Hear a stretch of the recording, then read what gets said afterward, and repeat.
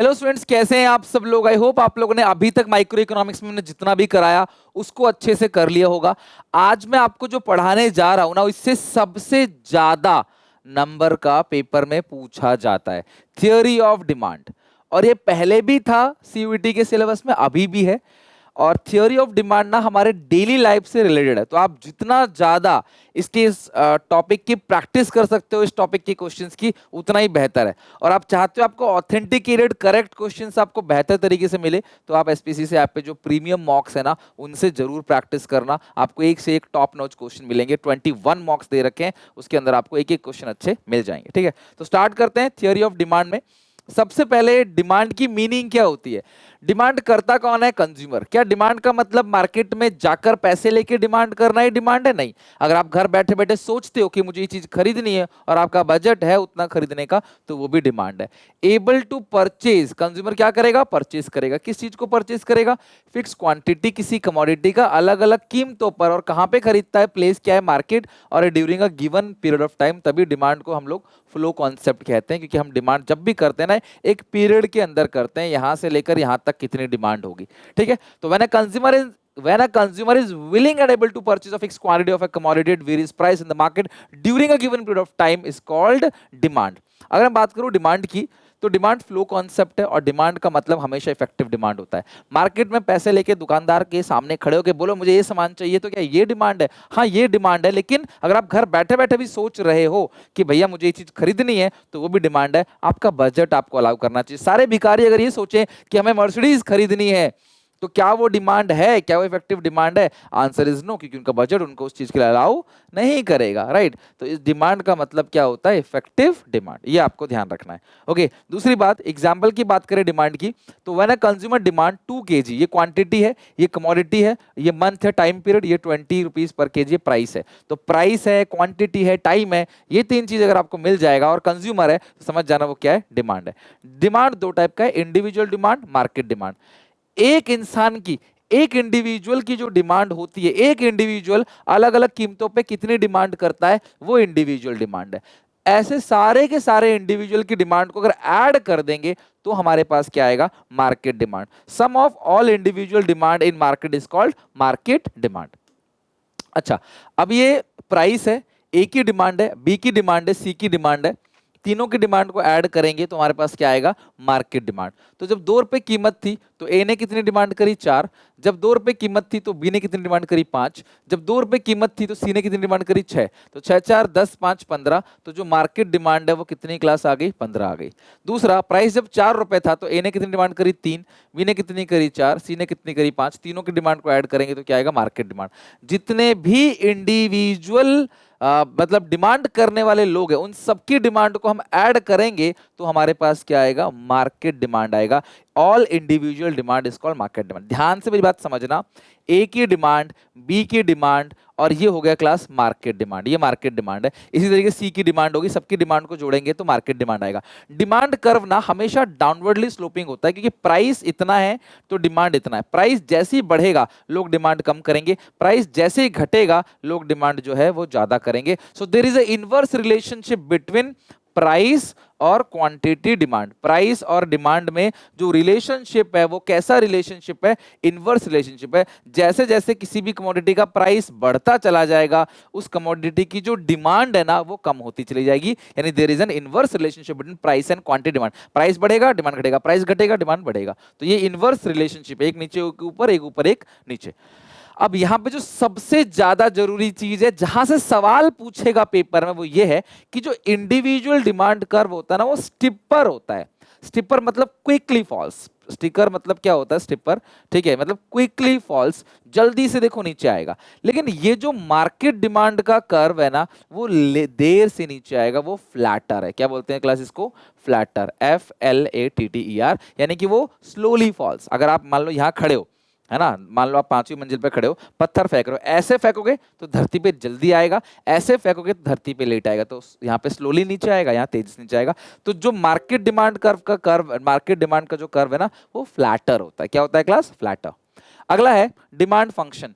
Demand function relationship show करता है between demand for a commodity and various factors affecting it. किसी भी commodity के डिमांड पे और उसको अफेक्ट करने वाले जो जो फैक्टर्स हैं उनके बीच में जो रिलेशनशिप शो करता है, उस रिलेशनशिप को हम लोग क्या कहते हैं? Demand function.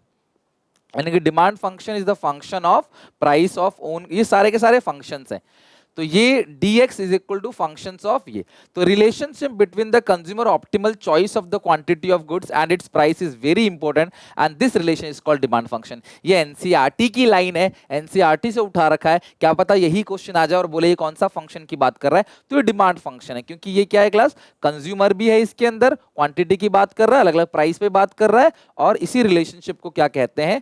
Demand function. ठीक है, अब एक बात यहाँ पे ध्यान समझ, एक छोटा सा क्वेश्चन यहाँ पे आ गया है, there are only 3 consumer XYZ in market and their demand function.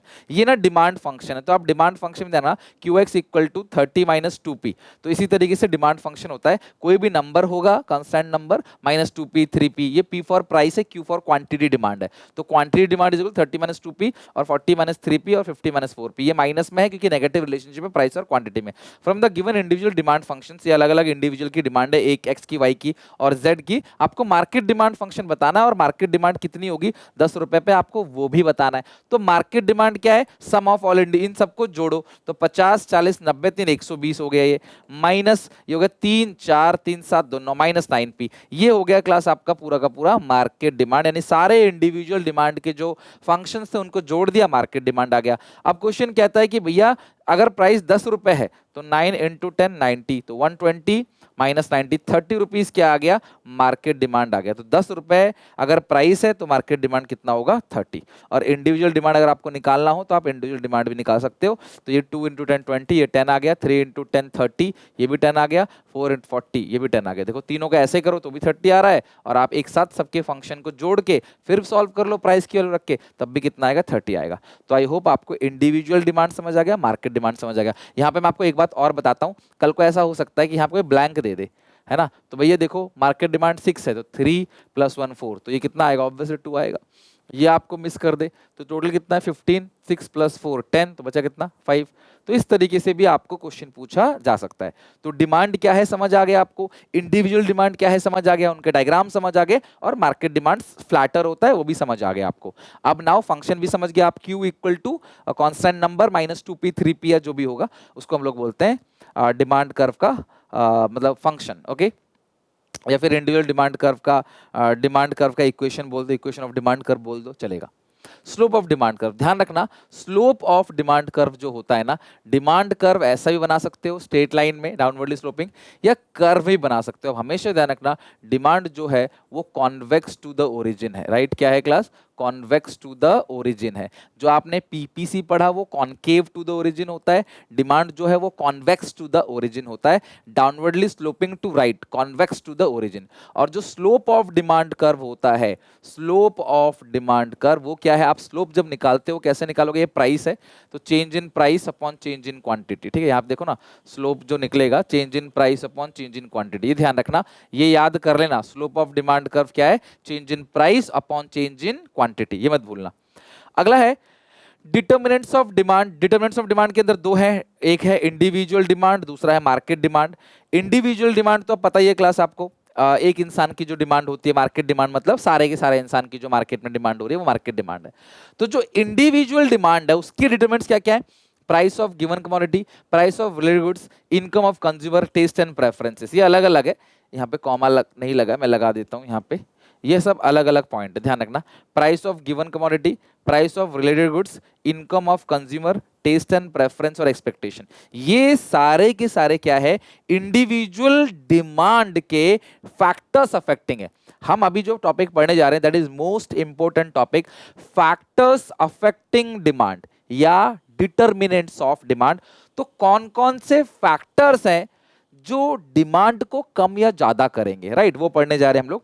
Determinants of market demand में ना सारा का सारा तो है, प्राइस ऑफ गिवन कमोडिटी भी है, प्राइस ऑफ रिलेटेड गुड्स भी है, इनकम ऑफ कंज्यूमर भी है, टेस्ट एंड प्रेफरेंस भी है, एक्सपेक्टेशन भी है, लेकिन साथ में और भी चीजें, size and composition of population, season और वेदर और डिस्ट्रीब्यूशन ऑफ इनकम। ये तीन, size and composition of population हो गया, सीजन वेदर हो गया, डिस्ट्रीब्यूशन ऑफ इनकम हो गया। आपको नोट दूंगा ना, मैं इसको ठीक कर दूंगा, ठीक है? तो ये आपका determinants of market demand. Individual demand में सिर्फ ये पॉइंट्स आते हैं, मार्केट डिमांड में ये पॉइंट्स भी आते हैं, ये पॉइंट्स भी कवर होते हैं। Okay, now factors affecting demand या डिटर्मिनेंट्स ऑफ डिमांड, कौन कौन से फैक्टर्स हैं जो डिमांड पे इंपैक्ट डालते हैं? तो सबसे पहला फैक्टर है प्राइस ऑफ ओन कमोडिटी। बेटा कोई भी कमोडिटी हो, ध्यान रखना, कोई भी कमोडिटी हो, उस कमोडिटी का जो प्राइस है वो उसकी डिमांड पे असर डालता है।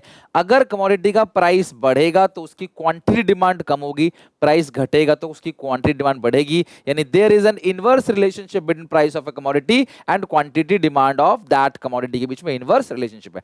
Demand curve downwardly sloping to right है, स्ट्रेट लाइन बनाओगे तो भी वो डाउनवर्डली स्लोपिंग बनेगा और कॉन्वेक्स टू द ओरिजिन इसका शेप है। देखो प्राइस बढ़ रहा है, डिमांड घट रहा है, इनवर्स रिलेशनशिप है।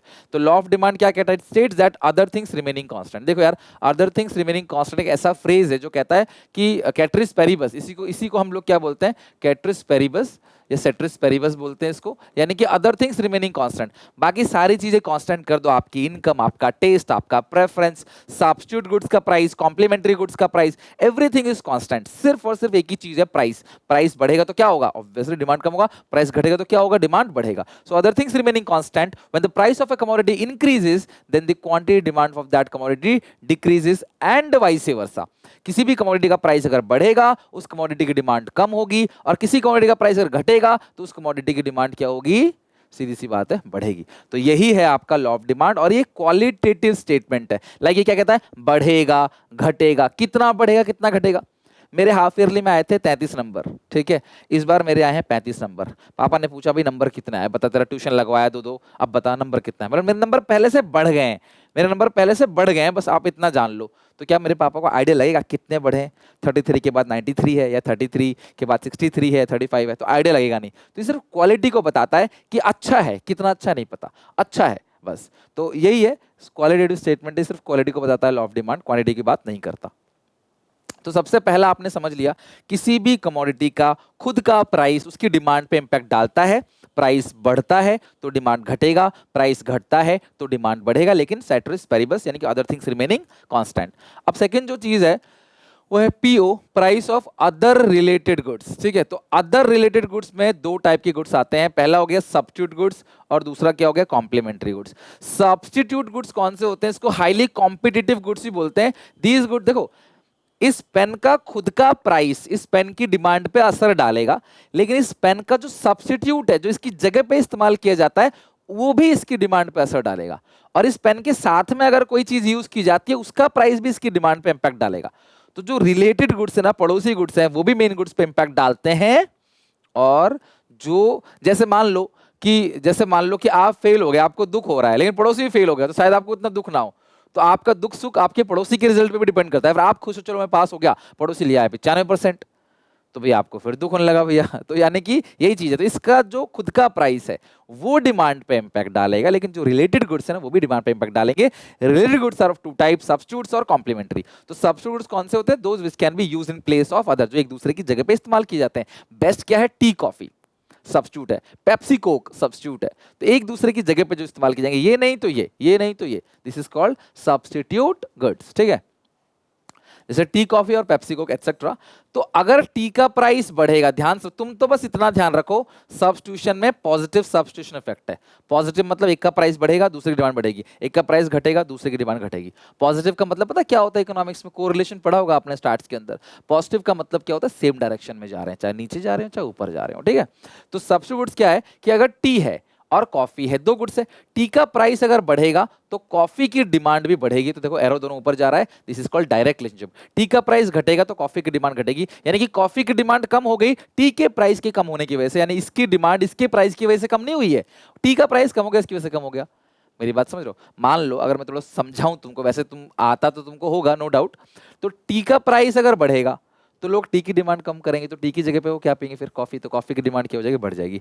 टी का प्राइस कम हो गया, सस्ता हो गया, लोग चाय ज्यादा पियेंगे, तो अपना कॉफी की डिमांड क्या हो जाएगी? कम हो जाएगी। तो इंपैक्ट आता है उसके ऊपर। ठीक है, सब्स्टिट्यूट इफेक्ट क्या है? पॉजिटिव है। These are highly competitive goods. और एक बात, डिमांड कभी भी अगर बढ़ता है, मैं आगे बताऊंगा आपको, यहां भी बता दे रहा हूं, डिमांड कभी भी अगर बढ़ेगा तो demand curve right word shift. यहां पे एक लाइन बोल रहा हूं, ध्यान सुनो सब लोग, प्लीज अटेंशन। डिमांड कभी भी बढ़ेगा तो राइटवर्ड शिफ्ट होगा, डिमांड कभी भी घटेगा तो लेफ्टवर्ड शिफ्ट होगा। ये आप ध्यान रखना अच्छे से। ठीक है, डिमांड कभी भी अगर क्लास बढ़ेगा तो राइटवर्ड शिफ्ट होगा, घटेगा तो लेफ्टवर्ड शिफ्ट होगा। लेकिन रीजन ओन प्राइस नहीं होना चाहिए। ओन प्राइस की वजह से ना डिमांड में कभी शिफ्ट नहीं होता, ओन प्राइस की वजह से डिमांड में मूवमेंट होता है, ऊपर नीचे मूवमेंट, शिफ्ट कभी नहीं होता। अदर फैक्टर की वजह से डिमांड में शिफ्ट होता है। तो देखो प्राइस मान लो 5 रुपए है, डिमांड इतनी है, ठीक है, प्राइस 5 रुपए है तो डिमांड इतना है, प्राइस अभी भी 5 रुपए है, डिमांड बढ़ गई क्लास, यहां 10 से बढ़कर 15 हो गया, तो सेम प्राइस पे डिमांड बढ़ रहा है क्योंकि डिमांड अदर फैक्टर की वजह से बढ़ रहा है, ओन प्राइस की वजह से नहीं बढ़ रहा है। तो जो शिफ्ट होता है ना वो सब में अदर फैक्टर्स में आएगा। हम जितने भी फैक्टर पढ़ने वाले हैं प्राइस को छोड़कर, वो सारे के सारे फैक्टर्स में जब भी डिमांड बढ़ेगा राइट, जब भी डिमांड घटेगा लेफ्ट शिफ्ट होगा। ओन प्राइस में क्या होगा मैं आगे बताऊंगा, उसमें मूवमेंट होता है, ऊपर नीचे शिफ्ट नहीं होता, वो एक ही डिमांड कर्व बनता है, ऐसे ऐसे ऊपर नीचे मूवमेंट आएगा, एरो बनेगा ऊपर नीचे, शिफ्ट नहीं होगा। शिफ्ट सिर्फ अदर फैक्टर से होता है, चाहे सब्स्टिट्यूट हो, चाहे कॉम्प्लीमेंट्री हो, चाहे इनकम हो, चाहे टेस्ट हो, चाहे डिस्ट्रीब्यूशन हो, चाहे सीजन फैक्टर हो, चाहे क्लास कोई भी हो, ठीक है।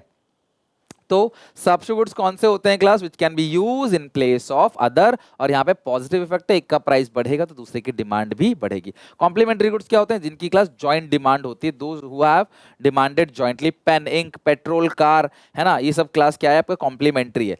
दोनों अगर साथ साथ इस्तेमाल किए जाएंगे तो कॉम्प्लीमेंट्री, लाइक टी और शुगर, है ना, लाइक क्लास आप एसी और स्टेबलाइजर, मोबाइल फोन और चार्जर, मोबाइल फोन खरीदोगे एप्पल का तो चार्जर भी तो खरीदने जाओगे ना, अलग से चार्जर खरीदना पड़ता है ना, कॉम्प्लीमेंट्री है भाई, मोबाइल बिकेगा चार्जर बिकेगा, ठीक है। If the price of one commodity increases then demand for other commodity decreases, यहाँ पे रिलेशनशिप नेगेटिव है, तो मैं तो कहता हूँ ये याद रख लो, सब्स्टिट्यूट में पॉजिटिव रिलेशनशिप है, एक का प्राइस अप दूसरे की डिमांड अप, और कॉम्प्लीमेंट्री में नेगेटिव, एक का प्राइस डाउन दूसरे की डिमांड अप। जैसे क्लास हो गया पेट्रोल और कार, ठीक है, कार और पेट्रोल, कार और पेट्रोल कॉम्प्लीमेंट्री है, कार का प्राइस बढ़ेगा तो कार की डिमांड कम होगी, तो कार की डिमांड कम होगी तो पेट्रोल की डिमांड भी अपने आप कम हो जाएगी, तो इस एक का प्राइस बढ़ा और दूसरे की डिमांड कम होगी, तो रिलेशनशिप क्या है इसका, नेगेटिव रिलेशनशिप है।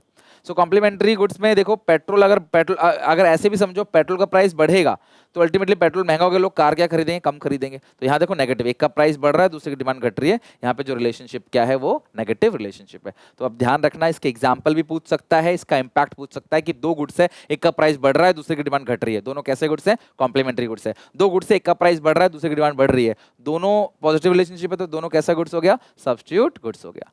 ओनली सब्स्टिट्यूट कॉम्प्लीमेंट्री नहीं, ये जो एक क्रॉस डिमांड का कॉन्सेप्ट भी है, क्रॉस डिमांड का मतलब क्या होता है, it refers to relationship between the demand of a given commodity and the price of related commodity, other things remaining same. बाकी सब चीजों को सेम कर दो, एक कमोडिटी का प्राइस और दूसरे कमोडिटी की डिमांड पे जो इंपैक्ट आ रहा है उसी को हम लोग क्या बोलते हैं, क्रॉस डिमांड। क्रॉस डिमांड इधर भी पॉजिटिव और नेगेटिव। क्रॉस डिमांड पॉजिटिव कब होगा, इन केस ऑफ सब्स्टिट्यूट, अभी बताया था ना, सब्स्टिट्यूट गुड्स के केस में demand for given commodity varies directly with the price of substitute goods, यानी सब्स्टिट्यूट गुड्स का प्राइस बढ़ेगा तो मेन गुड्स की डिमांड घटेगी, सब्स्टिट्यूट गुड्स का प्राइस घटेगा तो मेन गुड्स की डिमांड भी घटेगी। तो समझ जाना वो कैसे गुड्स हैं, सब्स्टिट्यूट गुड्स है, और पॉजिटिव सब्स्टिट्यूशन इफेक्ट यहाँ पे आपको देखने को मिलता है। और क्रॉस डिमांड नेगेटिव कब होगी, in case of complementary goods, एक का प्राइस बढ़ेगा दूसरे की डिमांड घटेगी, एक का प्राइस घटेगा दूसरे की डिमांड बढ़ेगी। पेट्रोल सस्ता कर दे, अभी देखो दुबई में क्यों इतनी ज्यादा कारें हैं, दुबई में, सऊदी में, ईरान में क्यों इतनी ज्यादा कारें हैं, बाइक है ही नहीं वहां पे, बहुत रेयर है बाइक, सब गाड़ी घूम रहे हैं महंगी महंगी गाड़ी लेके, 20 रुपए 30 रुपए लीटर है, पानी वहाँ महंगा है, तेल वहाँ सस्ता है, तो वहाँ पे गाड़ी की डिमांड ज्यादा है, ठीक है।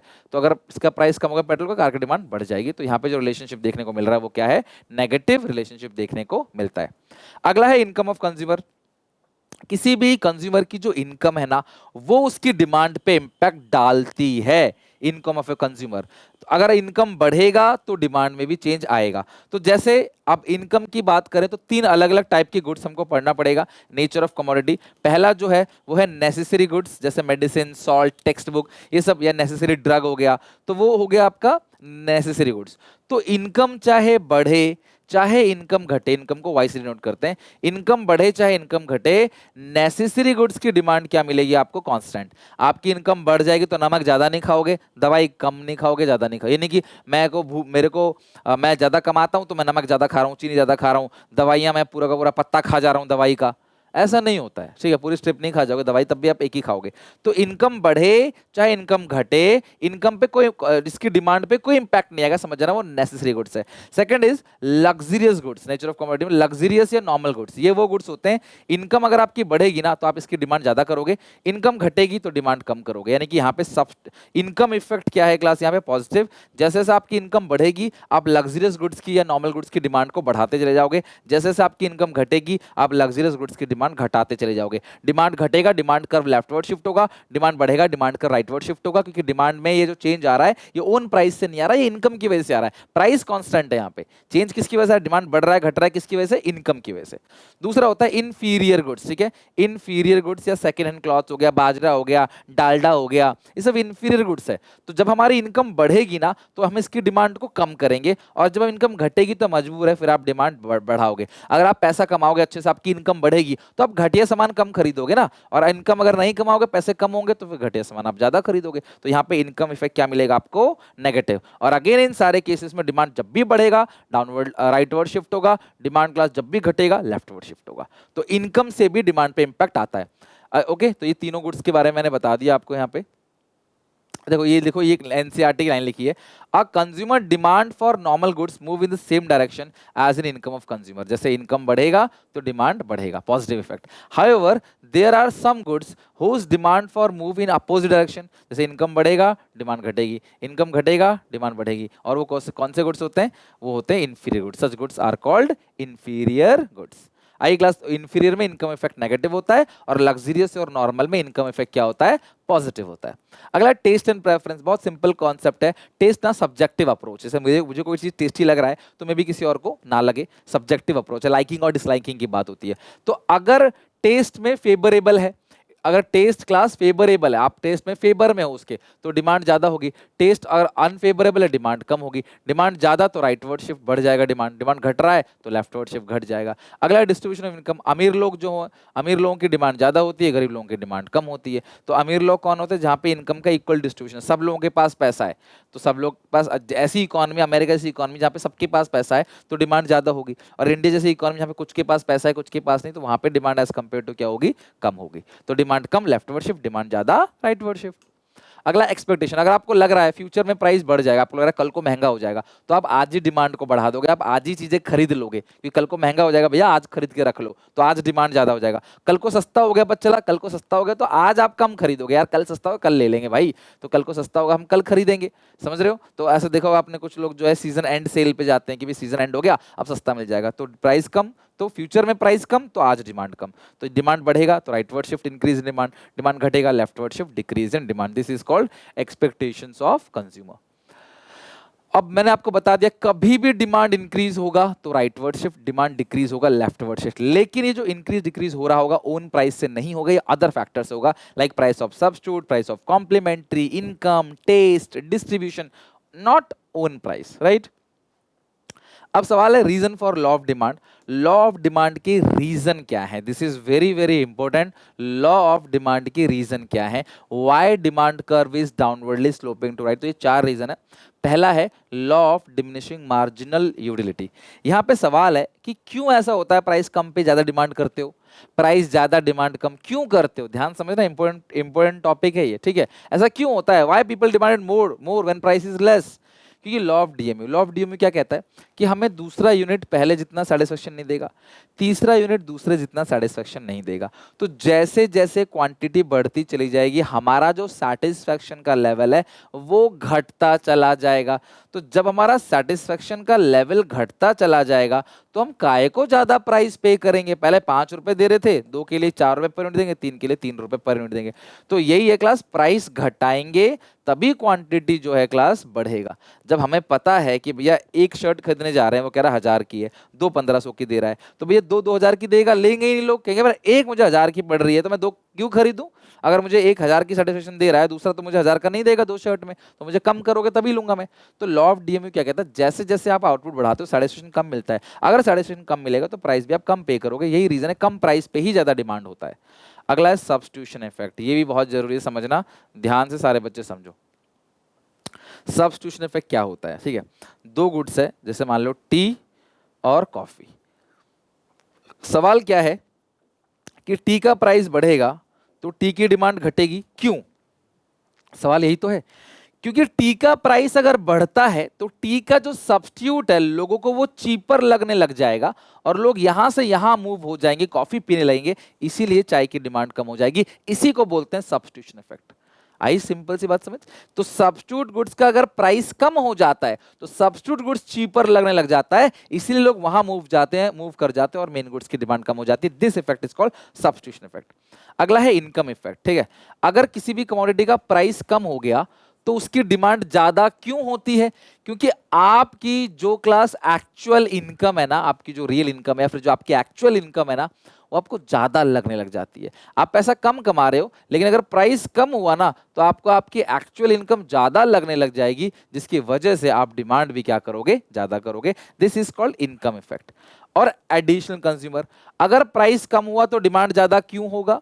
क्योंकि भैया कल तक जो उसको नहीं खरीद पा रहे थे ना, आज वो भी उसको खरीदने के लिए आ जाएंगे, इसीलिए उसकी डिमांड जो है वो ज्यादा होगी। This is called additional consumer. So these four are the reason for downwardly sloping of demand curve.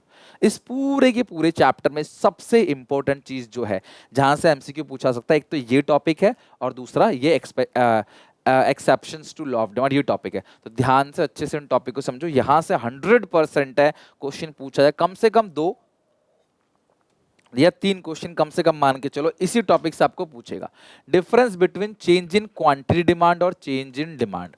Okay, चलो चेंज इन क्वांटिटी डिमांड और चेंज इन डिमांड के डिफरेंस की बात करें तो चेंज इन क्वांटिटी डिमांड किसकी वजह से होता है? It is due to own price of the commodity.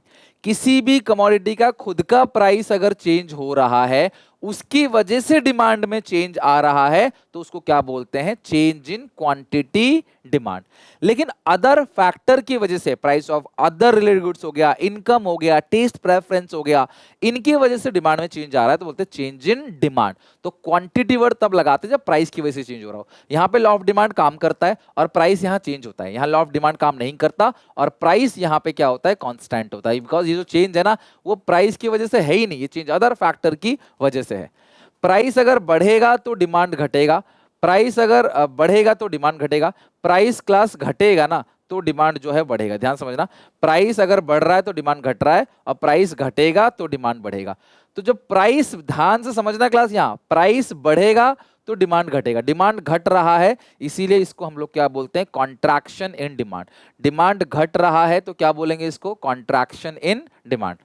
Price के घटने से डिमांड बढ़ेगा, डिमांड बढ़ रहा है, इसीलिए क्या बोलेंगे इसको? एक्सपेंशन या एक्सटेंशन इन डिमांड।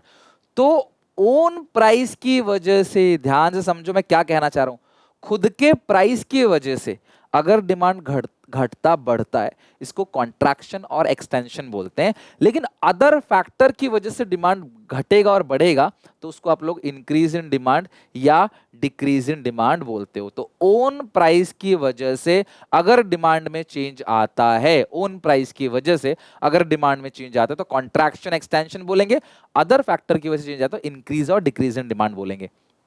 तो प्राइस बढ़ रहा है, डिमांड घट रहा है, कॉन्ट्रैक्शन डिमांड। तो प्राइस का एरो देखो, मैं लिख दे रहा हूं, प्राइस का एरो देखना, ठीक है, क्योंकि ताकि आप याद रखो, प्राइस का एरो देखना, हिंदी में लिख दिया ताकि तुम याद रखो।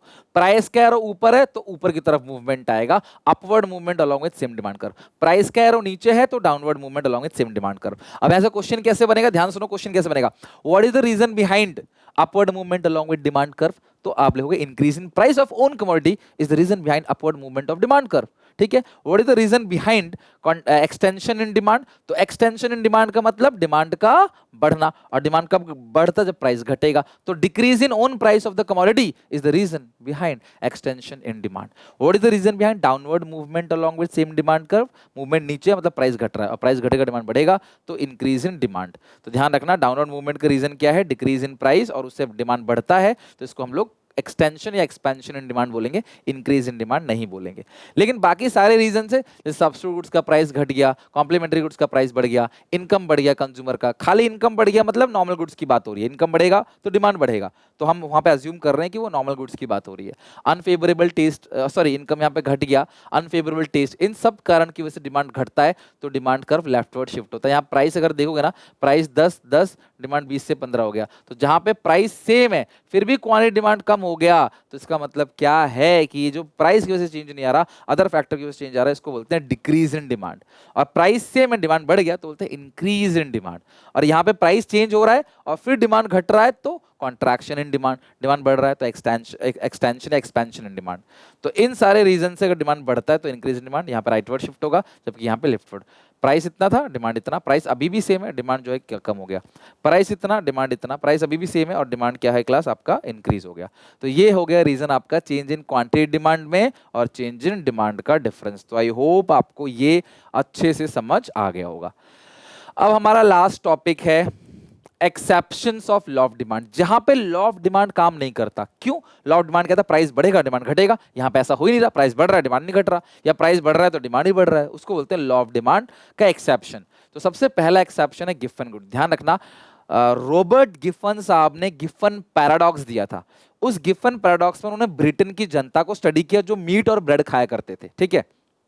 और उन्होंने देखा कि वो मीट और ब्रेड खा रहे हैं अपने डेली कंजप्शन के लिए। जैसे ही वहां की सरकार ने क्या किया, ब्रेड का प्राइस बढ़ा दिया, तो लोग मीट ज्यादा नहीं खाएंगे कि ब्रेड का प्राइस बढ़ गया, ब्रेड कम खा के मीट ज्यादा खाएं, नहीं, वो क्या करेंगे, ब्रेड को ही और ज्यादा खाएंगे और मीट को वो और कम खाएंगे, क्योंकि मीट ऑलरेडी बहुत महंगा है। तो as compare to bread, meat superior और ब्रेड इंफीरियर है। तो अगर सरकार ब्रेड का प्राइस बढ़ाएगी तो आप सुपीरियर में शिफ्ट नहीं कर सकते। मारुति की गाड़ी अगर महंगी हो गई तो मैं बीएमडब्ल्यू नहीं ले लूंगा, मुझे फिर भी मारुति ही लेनी पड़ेगी। क्यों? क्योंकि बीएमडब्ल्यू और ज्यादा महंगा है। समझ रहे हो बात को? मेरी मेरी मेरे कहने का मतलब क्या, मैं मान लो मेरे पास दो गाड़ियां हैं, एक मारुति और एक बीएमडब्ल्यू। मैं प्लान कर रहा हूँ एक मारुति खरीदूंगा, एक बीएमडब्ल्यू। डेली यूजेस के लिए मारुति यूज करूंगा और बीएमडब्ल्यू जब मैं कहीं किसी पार्टी इवेंट फंक्शन में जाऊंगा। मैं ऐसा प्लान कर रहा हूँ। सरकार ने क्या, मारुति का प्राइस बढ़ा दिया, तो मैं ये थोड़ी बोलूंगा अब मैं दोनों बीएमडब्ल्यू लेता हूँ, नहीं, मारुति का प्राइस बढ़ा दिया तो मुझे दो गाड़ी तो चाहिए ही चाहिए, दो गाड़ी मुझे चाहिए ही चाहिए। तो मारुति की एक छोटी गाड़ी खरीदूंगा घर के लिए और मारुति की ही एक बड़े लेवल की गाड़ी खरीदूंगा अपर वर्जन का बाहर जाने के लिए, बीएमडब्ल्यू खरीद ही नहीं पाऊंगा। तो भैया यानी कि एक बीएमडब्ल्यू सुपीरियर, मारुति इंफीरियर। यहां पर वैसे मारुति किसी के लिए बहुत बड़ी बात होगी, लेकिन मैं यहां पे कंपेयर कर रहा हूं, यहां पे भावना को समझना, समझना, शब्द मत जाना। तो यहां पे मारुति हो गई, यहां बीएमडब्ल्यू हो गया, तो ये दोनों में वो हो गए सुपीरियर बीएमडब्ल्यू और मारुति क्या हो गया आपका, इंफीरियर हो गया। तो इसका प्राइस बढ़ा तो हमने इसी की डिमांड बढ़ा दी, और तो इसे बोलते हैं गिफन गुड्स। इस टाइम पे गुड्स गिफन है। और गिफन गुड्स के एग्जांपल हमेशा कंपैरिजन में होता है, जैसे सीरियल्स में लाइक जवार हो गया, बाजरा हो गया, और इसको गिफन पैराडॉक्स बोलते हैं। रॉबर्ट गिफन साहब ने यहाँ पे दिया था इसको। और सबसे बड़ी चीज जो तुम्हें ध्यान रखना है, डिमांड कर्व हमेशा डाउनवर्डली स्लोपिंग होता है, लेकिन इन case of Giffen goods it is upwardly sloping. Price इतना, डिमांड इतना, प्राइस बढ़ेगा, डिमांड बढ़ेगा। तो ब्रिटेन के लोगों ने ना जो ब्रेड है उसको ज्यादा कंजप्शन करना चालू कर दिया, ब्रेड का प्राइस बढ़ा, क्योंकि बॉडी को जितनी भूख चाहिए, जितनी कैलोरी चाहिए वो तो चाहिए ही चाहिए। ब्रेड का प्राइस बढ़ा तो हम मीट और कंजप्शन कम करेंगे, ब्रेड और खाएंगे, ताकि हमें ब्रेड ही खरीद सकते हैं, सस्ता है। मीट थोड़ा सा भी सेक्रीफाइस करेंगे तो काफी पैसा बचेगा ब्रेड खरीदने के लिए, तो ब्रेड की डिमांड क्या करेंगे, ज्यादा करेंगे। तो इस सिचुएशन में ब्रेड और मीट कैसा गुड्स हो गया, आपका गिफन गुड्स हो गया। तो गिफन गुड्स होता क्या है, इंफीरियर गुड्स का ही एक पार्ट है। ध्यान से मैं जो आपको बता रहा हूं ना काम की चीज वही आएगा। मैं कुछ चीजें बोल रहा हूं, अब से शुरू कर रहा हूं, ध्यान सुनो। रॉबर्ट गिफन ने दिया था पॉजिटिव प्राइस इफेक्ट होता है, नेगेटिव इनकम इफेक्ट होता है, पार्ट ऑफ इंफीरियर गुड्स है।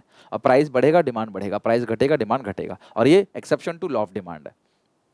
तो special kind of inferior goods है। गिफन गुड्स इंफीरियर गुड्स का ही एक पार्ट है, which the consumer spend a large part of his income and their demand rise with increase in price. Price बढ़ेगा, demand घटेगा, price बढ़ेगा, demand बढ़ेगा, price घटेगा, डिमांड घटेगा। इसको बोलते हैं गिफन गुड्स। इतनी बातें जो मैंने बताई उतना याद रखना, इससे बाहर पेपर में नहीं आएगा। सेकंड है इग्नोरेंस। कई बार ना हमें पुराने प्राइस का पता ही नहीं होता, तो हम महंगे में ज्यादा खरीद लेते हैं, हमें पुराना प्राइस पता ही नहीं। जो रोज सब्जी लाता है उसे पता है मार्केट में क्या प्राइस है। आप नए नए वेले जाओ प्राइस मार्केट में सब्जी लेने, आपको महंगा महंगा देगा दुकानदार, आप महंगे प्राइस पे ज्यादा लिया होगे, लेकिन घर वाले कहते हैं प्राइस ज्यादा है तो आज हम उतना ही खरीदेंगे, थोड़ा सा खरीदेंगे, कल को लाएंगे, परसों लाएंगे। तो यही है। तो अगर कंज्यूमर को पुराना प्राइस का नहीं पता है तो भैया वो महंगे खरीद लेगा, ज्यादा प्राइस पे भी, ज्यादा प्राइस मतलब ज्यादा प्राइस पे भी ज्यादा क्वांटिटी खरीद लेगा। स्टेटस सिंबल या प्रेस्टिजियस गुड्स हो गया, प्रेस्टिजियस गुड्स हो गया, कॉन्स्पिशियस गुड्स हो गया, दिखावटी वस्तु, शोबाजी, शेकी, दिखाना है ना।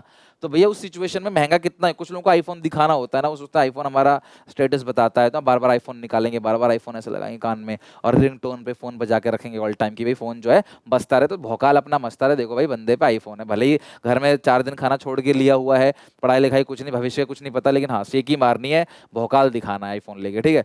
तो यही चीज है, तो ऐसे चीजों के लिए स्टेटस सिंबल जो आपके स्टेटस को शो करता है, तो भैया महंगा कितना भी हो फिर आप खरीद लोगे उसको। अगला है फैशन रिलेटेड गुड्स हो गया, किसी का ब्रेसलेट, किसी का डिजाइनर ड्रेस हो गया, किसी की डिजाइनर जुत्ती हो गई, तो भैया वो फैशन रिलेटेड गुड्स आपके फैशन को रिप्रेजेंट करता है, तो वहां लॉ काम नहीं करेगा, वहां महंगा सस्ता नहीं देखना, फिर महंगा होगा तो भी खरीदोगे आप। नेसेसिटीज ऑफ लाइफ है ना, जो जीवन के लिए जरूरी है क्लास है ना, राइस हो गया, वीट हो गया, सॉल्ट हो गया, मेडिसिन हो गया, ये सब नेसेसरी गुड्स है। तो भैया अगर आपकी क्लास चाहे कुछ भी हो प्राइस, भैया आप डिमांड करोगे कि जीवन जीने के लिए जरूरी है। नमक थोड़ी कम खा लोगे आप, महंगा हो गया, चीनी थोड़ी कम खा लोगे, महंगा हो गया। तो भाई जो लाइफ के लिए जरूरी, दवाइयां हैं महंगी कम सस्ती ज्यादा, ऐसा तो नहीं सस्ती होगी तो भर भर के दवाई खा रहे हो, आज डिनर में दवाई खाएंगे, आज दवाई सस्ती हो गई, आज लंच में ले आओ पैरासीटामोल के 10 पत्ते ले आओ, तो ऐसा थोड़ी करोगे भैया आप। तो भैया वहां पे लॉ काम नहीं करता। अर्जेंट डिमांड, कई बार किसी की ना अर्जेंट डिमांड होती है, आप एग्जामिनेशन हॉल के बाहर गए, आपका पेन खो गया, अब वो 100 रुपए का एक पेन देगा ना एग्जामिनेशन हॉल के बाहर, तब भी भाग के लोगे आप, भाई तो 100 का छोड़ 200 का दे दे, लेकिन मुझे अर्जेंट डिमांड है, तो भाई प्राइस भले ही ज्यादा हो मैं खरीद करूंगा डिमांड। किसी घर में शादी भी आया, फंक्शन है, सब्जियां महंगी होगी, तो क्या वो सब्जी नहीं खिलाएगा लोगों को कि भाई आज सब्जी नहीं खिलाऊंगा, शादी में आप राजमा और दाल खाओ अपने घर जाओ, सब्जियां भी खिलाएगा वो, उसको पनीर भी खिलाएगा। तो अर्जेंट डिमांड है, महंगा होगा तो भी वो करेगा क्लास, वहां पे अर्जेंट डिमांड है। ओके, तो ये these all are the exception to law of demand, यहाँ पे लॉ ऑफ डिमांड काम नहीं करता। ओके चलो, तो फाइनली हमने चैप्टर पूरा पढ़ लिया एज पर एनसीईआरटी, हमने सब कुछ अच्छे से खत्म किया। आई होप आपको मजा आया होगा, सीखने को मिला होगा। एसपीसीसी ऐप पे 21 बॉक्स हैं, उनमें देखना, इनके क्वेश्चंस अब आसानी से आप बना लोगे। ठीक है, मिलते हैं नेक्स्ट वीडियो में, till then take care, bye bye.